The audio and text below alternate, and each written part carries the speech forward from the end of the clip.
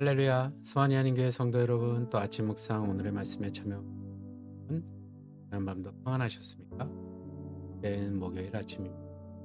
오늘도 변함없이 주님께서 주시는 말씀을 통해서 하루의 삶을 여전히 주님 앞에 올려드리는 그런 삶을 사시길. 계속해서 주님께서 저희들에게 주시는 말씀은 민수기입니다. 민수기 5장 11절에서 31절까지의 말씀을 통해서 순결한 주의 신부라는 제목으로 여러분들과 함께 또 나누도록. 오늘 본문인 민수기 5장 11절에서 31절까지의 말씀 우리 한 목소리로 함께. 여호와께서 모세에게 말씀하여 이르시되 이스라엘 자손에게 말하여 그들에게 이르라.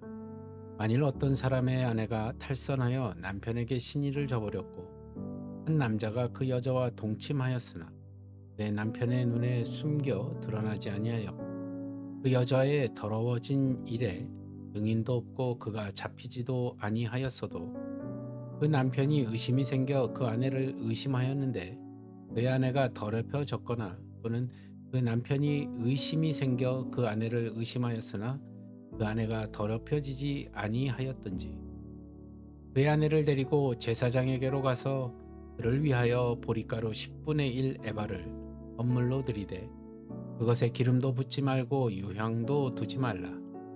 이는 의심의 소재요 죄악을 기억하게 하는 기억의 소재라.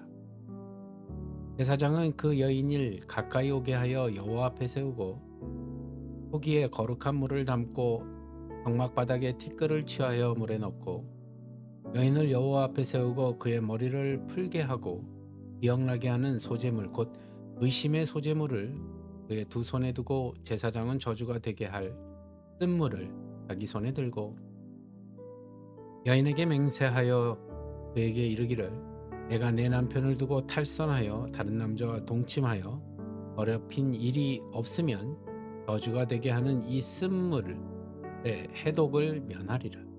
그러나 내가 내 남편을 두고 탈선하여 몸을 더럽혀서 내 남편이 아닌 사람과 동침하였으며 제사장이 그 여인에게 저주의 맹세를 하게 하고 그 여인에게 말할지니라.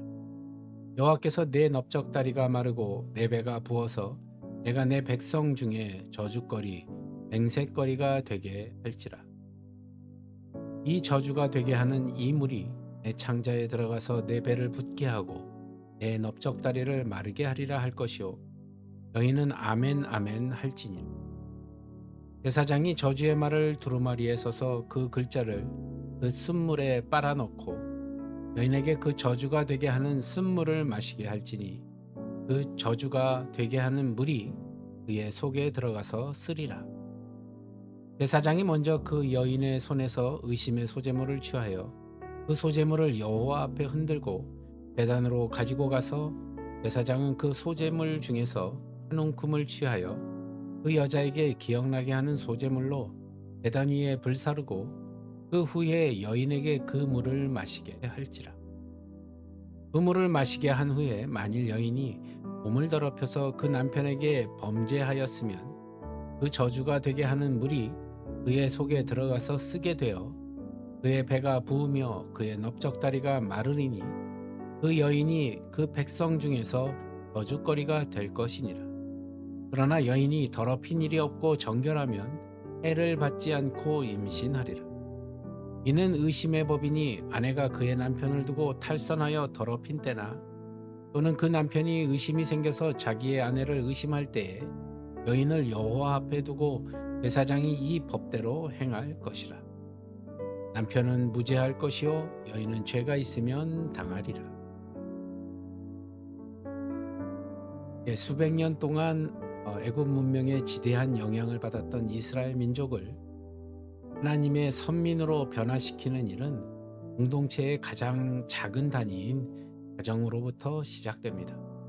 본문은 부부간의 신뢰와 지켜야 할 예의에 관해 말씀을 전하면서 성도들이 주의 순결한 신부로 살아가야 할 그 이유를 가르쳐 주고, 하나님은 이스라엘 안에 있는 죄악의 문화를 깨끗이 씻어내고 이스라엘을 당신의 거룩한 백성으로 삼으시려고 광야로 이끄셨습니다. 고대 애굽에는 처녀라는 단어가 존재하지 않을 정도로 혼전 그 성관계가 자유로운 사회였습니다. 물론 결혼 후에는 배우자에게 충실하지 않을 경우 엄격한 처벌을 받기는 했지만 남자의 경우 그 처벌이 미약해 유부남이 미혼 여성과 불륜을 저지러도 사회적으로 비난받는 정도로 끝났습니다. 그러한 문화에 영향을 받은 이스라엘 민족을 바로 세우기 위해 각 가정의 중심인 부부를 교육할 필요가 있었습니다. 본문은 하나님이 세우신 가장 기본이 되는 질서인 부부 관계가 의심과 질투로 무너지지 않게 하는 규정을 담고 있습니다. 가정이 무너지지 않게 함으로 이스라엘 공동체의 근간이 흔들리지 않도록 한 것입니다. 본문에 나오는 보릿가루의 기름과 유황을 제하는 의심의 소재는 단순히 남편의 의심과 상상만으로 아내의 부정을 속단하지 말고 하나님 앞으로 가져오게 하는 것입니다. 전지전능하신 하나님이 공동체의 근간을 흔드는 부부간의 문제, 즉 반응과 의심의 문제를 해결해 주신다는 것입니다.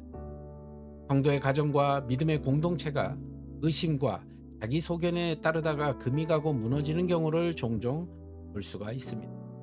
성도가 하나님께 나아가는 목적은 단순히 문제를 하기 위함이 아닙니다. 하나님께서 강권적으로 역사하셔서 막힌 담을 헐고 불로 하나를 만들어 주신다는 믿음으로 나아가야 하는 것입니다. 우리 옛말에 수신제가 치국 청편하라는 말이 있습니다. 먼저 자신을 닦고 집안을 가지런하게 한 다음 나라를 다스리고 천하를 평안하게 한다는 뜻입니다. 하나님은 애굽의 바로에게 내 백성을 보내라라고 명령하셨습니다. 애굽의 세속 문화와 언약 백성을 구원하시려는 것이었죠. 하나님의 구원의 계획 속에는 하나님의 백성과 나라가 있습니다. 아브라함의 후손인 이스라엘 백성은 하나님께 특별한 존재였습니다. 하나님은 이스라엘을 헵시바라, 뷸라라라고 부르시며 당신이 기뻐하시는 신부로 맞이해 주십니다. 신약 성경은 그리스도와 성도의 관계를 신랑과 신부의 관계에 비유합니다. 성도를 사랑하셔서 자신의 생명을 주신 그리스도께 성도는 사랑으로 복종해야 합니다. 성도는 그리스도의 순결한 신부로 신랑이신 예수님의 사랑의 대상입니다. 그렇기 때문에 미혹의 영에게 항상 유혹을 받습니다. 거룩한 성도에게 우상 숭배란 있어서도 안 되고 있을 수도 없는 단어입니다.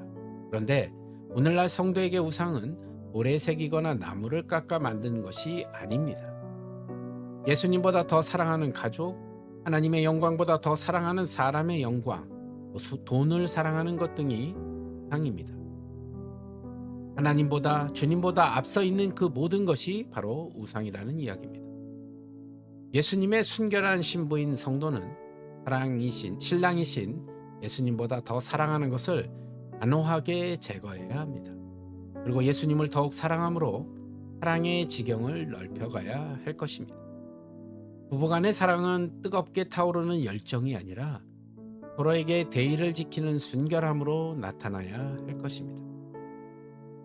하나님은 이스라엘 가정이 순결함과 신의를 굳게 지킴으로써 이스라엘을 거룩한 공동체로 세우기를 원하셨습니다. 그러므로 하나님의 백성된 성도는 이 세상에서 순결한 주의 신부라는 정체성에 합당한 삶을 살아감으로 순결한 주의 신부가 되는 그런 마음가짐으로 세상을 살아야 할 것입니다.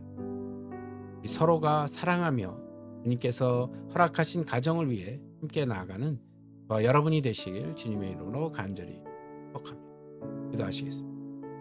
주님, 오늘의 삶 가운데서도 주님 함께하여 주시고 하나님의 백성된 우리 모두가 이 세상에서 순결한 주의 신부라는 정체성에 합당한 삶을 살 수 있도록 도와여 주시옵소서. 모든 것 주님께 감사드리오며 나사렛 예수 그리스도 받들어 간절히 네, 여러분 오늘 하루도 그 순결한 신부, 그 신부에 합당한 삶을 하시기 바랍니다. 저는 또 내일 찾아뵙도록 하겠습니다. 오늘도 그 안에서 평안하십시오. 샬롬.